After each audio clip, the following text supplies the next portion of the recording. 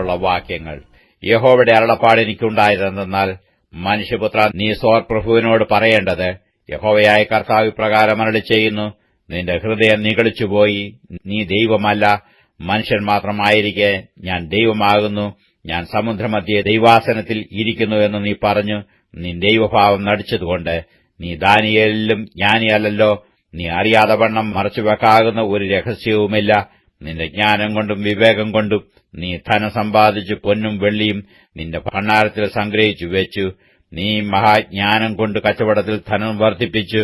നിന്റെ ഹൃദയം ധനനിമിത്തം ഗർവിച്ചുമിരിക്കുന്നു.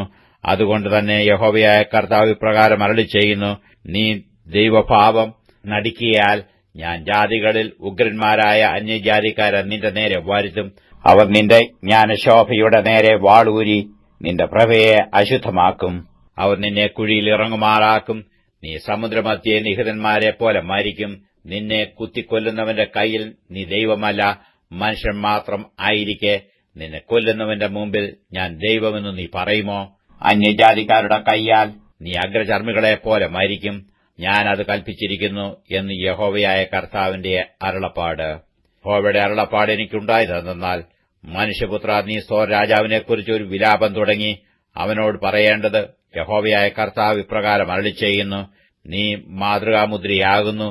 നീ ജ്ഞാനസമ്പൂർണനും സൗന്ദര്യ സമ്പൂർണനും തന്നെ. നീ ദൈവത്തിന്റെ തോട്ടമായ ഏദനിൽ ആയിരുന്നു. താമ്രമണി, പീതരത്നം, വജ്രം, പുഷ്പരാഗം, ഗോമേദകം, സൂര്യകാന്തം, നീലക്കല്ല്, മാണിക്യം, മരതകം മുതലായ സകല രത്നങ്ങളും നിന്നെ മൂടിയിരുന്നു. നിന്നെ തീർത്ത നാളിൽ നിന്നിലുള്ള തടങ്ങളുടെയും കൂടുകളുടെയും പണി പൊന്നുകൊണ്ടുള്ളതായിരുന്നു.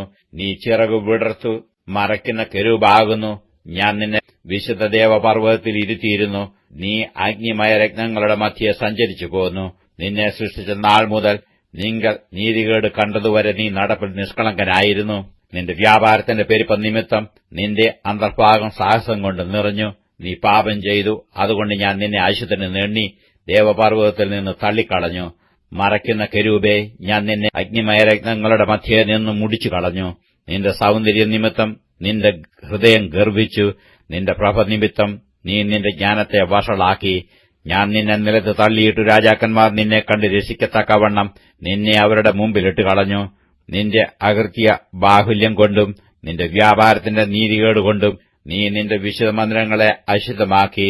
അതുകൊണ്ട് ഞാൻ നിന്റെ നടുവിൽ നിന്ന് ഒരു തീ പുറപ്പെടുവിക്കും. അത് നിന്നെ ദഹിപ്പിച്ചു കളയും. നിന്നെ കാണുന്ന ഏവരുടെയും മുമ്പിൽ ഞാൻ നിന്നെ നിലത്ത് ഭസ്മമാക്കി കളയും. ജാതികളിൽ നിന്നെ അറിയുന്നവരെല്ലാവരും നിന്നെ കണ്ട് സ്തംഭിച്ചു പോകും. നിനക്ക് ശീഘ്രനാശം ഭവിച്ചിട്ട് നീ സദാകാലത്തേക്കും ഇല്ലാതെയാകും. യഹോവയുടെ അരുളപ്പാട് എനിക്കുണ്ടായതെന്നാൽ, മനുഷ്യപുത്ര, നീ സീദോനു നേരെ മുഖം തിരിച്ചു അതിനെക്കുറിച്ച് പ്രവചിച്ചു പറയേണ്ടത്, യഹോവയായ കർത്താവ് ഇപ്രകാരം അരുളിച്ചെയ്യുന്നു, സീദോനെ, ഞാൻ നിനക്ക് വിരോധമായിരിക്കുന്നു. ഞാൻ നിന്റെ നടുവിൽ എന്നെ തന്നെ മഹത്വീകരിക്കും. ഞാൻ അതിൽ ന്യായവിധികളെ നടത്തി എന്നെ തന്നെ വിശദീകരിക്കുമ്പോൾ ഞാൻ യഹോവയെന്നും അവർ അറിയും. ഞാൻ അതിൽ മഹാമാരിയും അതിന്റെ വീഥികളിൽ രക്തവും അയക്കും. ചുറ്റിലും നിന്ന് അതിന്റെ നേരെ വരുന്ന വാൾ കൊണ്ട് നിഹിതന്മാരായവർ അതിന്റെ നടുവിൽ വീഴും. ഞാൻ യഹോവയെന്നും അവർ അറിയും. ഇസ്രായേൽ ഗൃഹത്തെ നിന്ദിച്ചവരായി അവരുടെ ചുറ്റുമുള്ള എല്ലാവരിൽ നിന്ന് കുത്തുന്ന പറക്കാരെയും നോവിക്കുന്ന മുള്ളും ഇനി അവർക്കുണ്ടാകുകയില്ല. ഞാൻ യഹോവയായ കർത്താവ് എന്ന് അവർ അറിയും.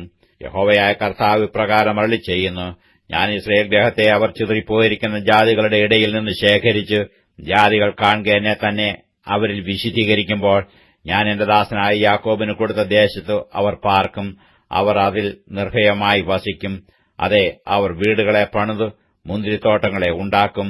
അവരുടെ ചുറ്റുമുള്ളവരായി അവരെ നിന്ദിക്കുന്ന ഏവരിലും ഞാൻ ന്യായവിധികളെ നടത്തുമ്പോൾ അവർ നിർഭയമായി വസിക്കും. ഞാൻ അവരുടെ ദൈവമായ യഹോവ എന്നും അവർ അറിയും.